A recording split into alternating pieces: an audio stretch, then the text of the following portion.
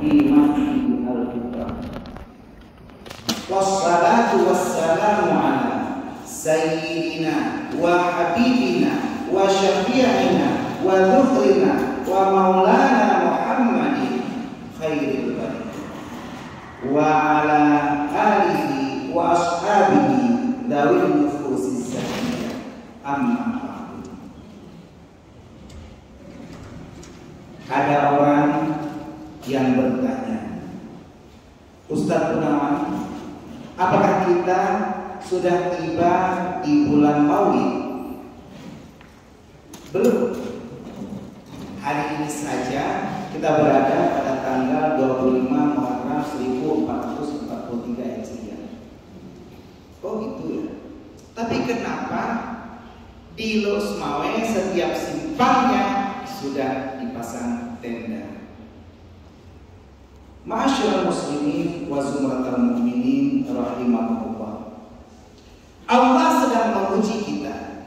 Allah sedang memberikan cobaan untuk kita. Wa nabluwannakum bisyai'in minal khawfi wal ju' wa naqsin minal amwali wal anfusi wat thamarat wa basyiris sabirin. Wabah corona sudah menjadi pandemi dan ini harus dibasmi karena mengakibatkan kematian pada anak-anak dan dewasa, lelaki dan juga perempuan. Persis seperti wabah taun pada binatang. Ada sebuah teka-teki.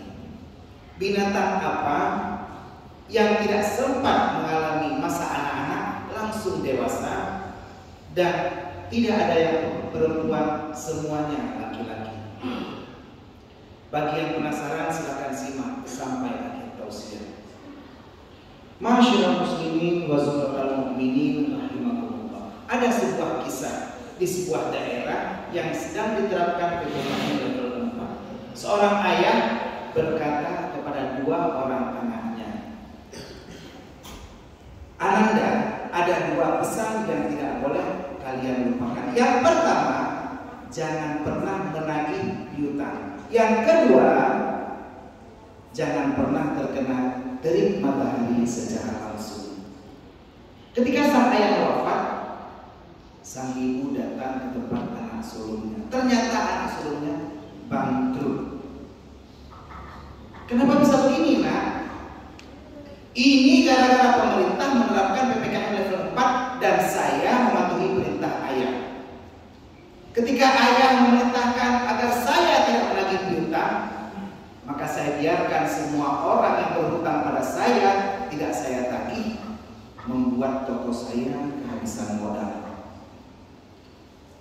Dan karena ayah memerintahkan agar saya tidak terkena sinar matahari, sedangkan saya hanya memiliki motor, maka saya merental mobil dan ini juga menguras tabungan saya. Sang ibu lalu beranjak ke tempat anaknya yang bungsu. Ternyata sang anak sudah sukses. Ketika ditanyakan, alhamdulillah, ini berkat pemerintah menerapkan PPKM level 4 dan juga saya menuruti perintah ayah. Ketika ayah memerintahkan saya agar jangan menagih piutang, maka saya tidak memberikan satu pun pelanggan saya hutang, sehingga saya tidak perlu menagihnya. Akan tetapi saya berikan kepada mereka sedekah yang membuat modal saya menjadi lebih berkah.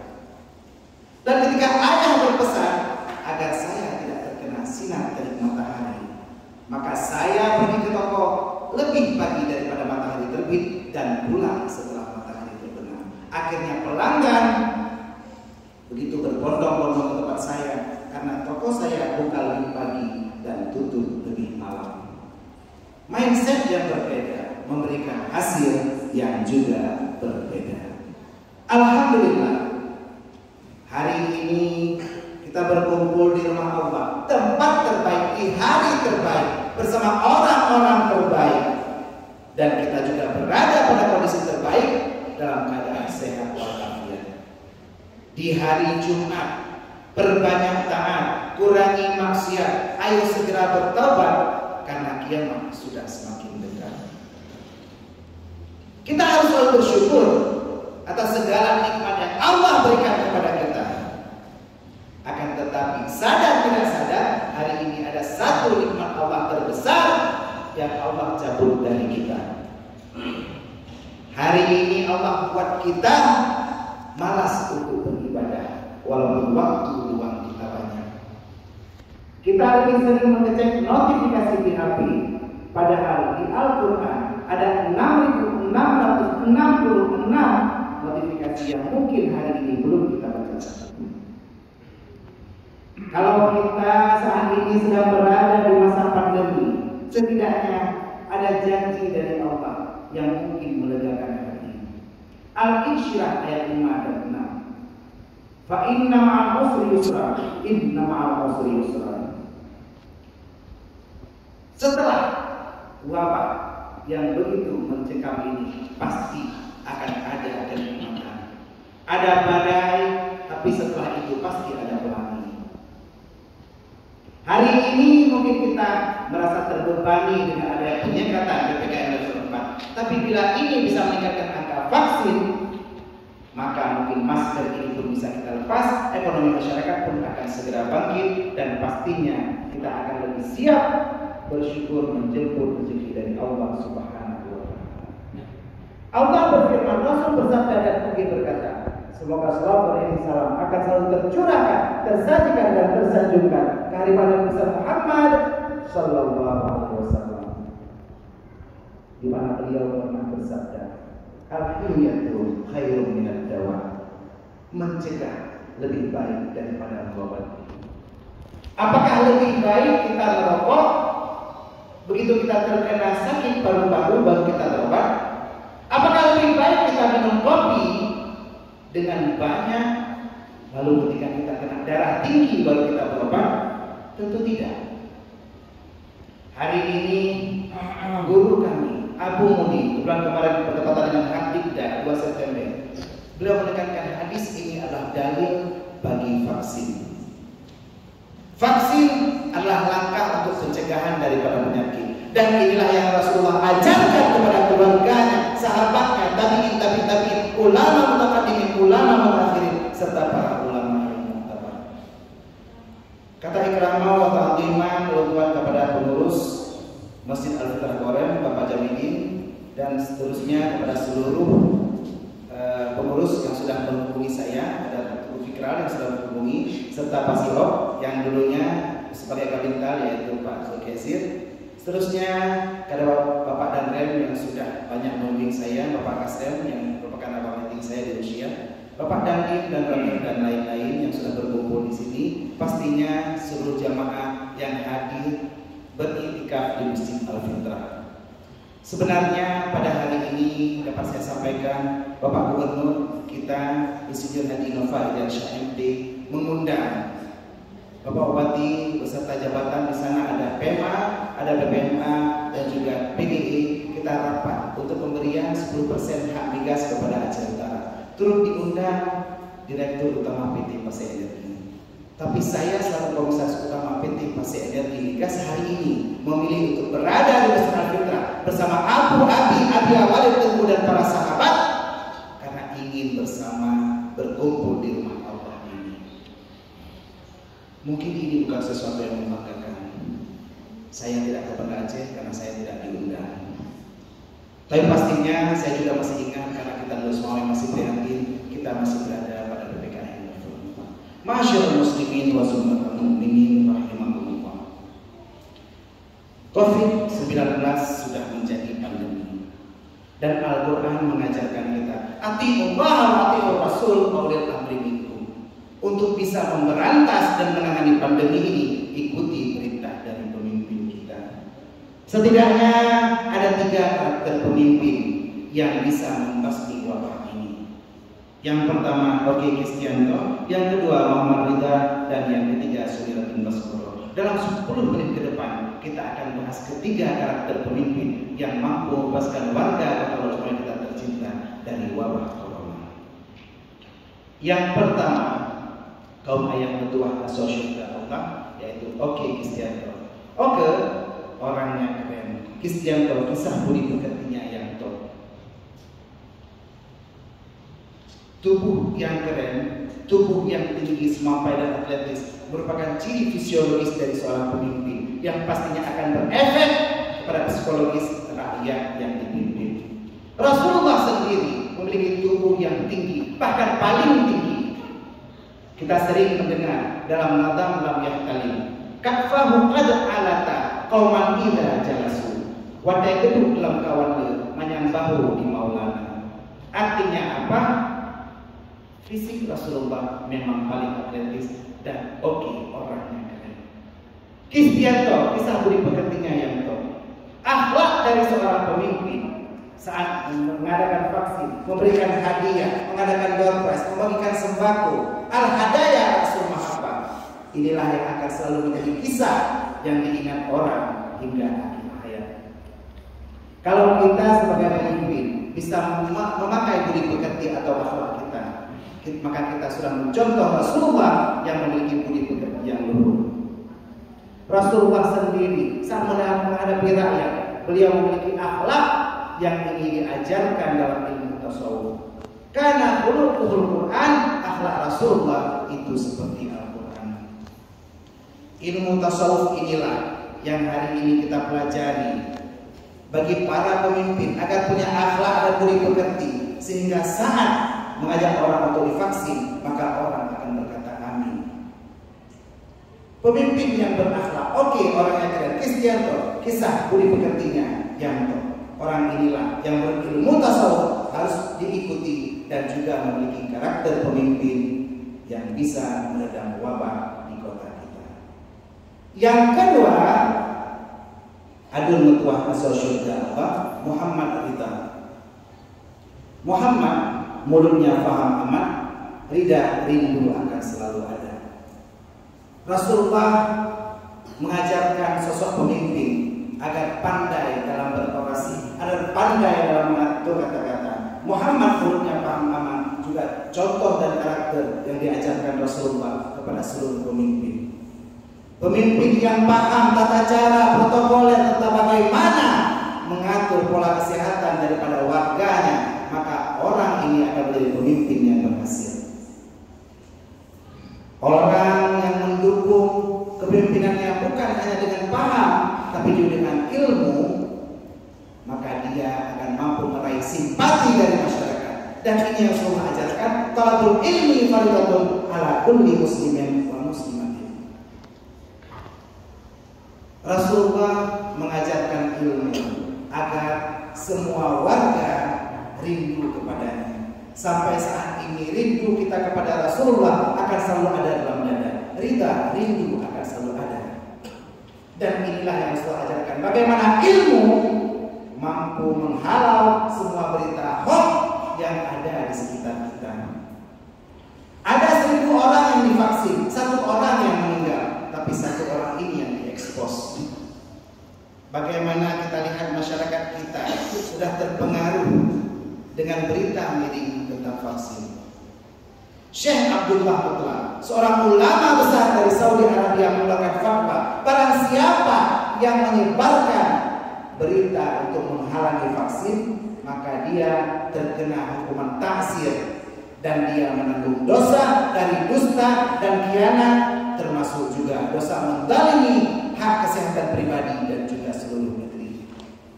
Orang tersebut juga pun akan menanggung dosa bila ada orang yang percaya lalu terkena sakit bahkan hingga meninggal dunia. Seperti kertas putih yang di tengahnya ada titik hitam. Begitu penyekatan PPKM level 4 mulai berjalan lancar, ketika 1 mobil panglima lewat, itu yang viral. Orang akan fokus kepada yang salah. Dia tidak ingat betapa area putih lebih banyak. Saat di warung kopi larut malam dilakukan pembubaran, orang marah dan bertanya, apakah virus hanya ada di waktu malam? Tentu tidak. Virus ada kapan saja. Tapi aktivitas juga pun harus berjalan. Kita sholat Jumat pada hari ini harus tetap dilaksanakan. Begitupun dengan roda perekonomian masyarakat yang harus tetap bergulir. Bagi yang punya warung kopi, silakan buka dari pukul 5 pagi hingga pukul 10 malam.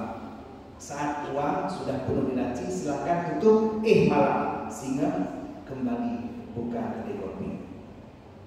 Ada yang bilang orang divaksin meninggal, tapi kebanyakan mereka punya komorbid atau penyakit penyerta. Abu Mudi baru saja bercerita, ada satu orang di Merdu yang ketika diperiksa oleh dokter ternyata terkena penyakit jantung dan dilarang vaksin.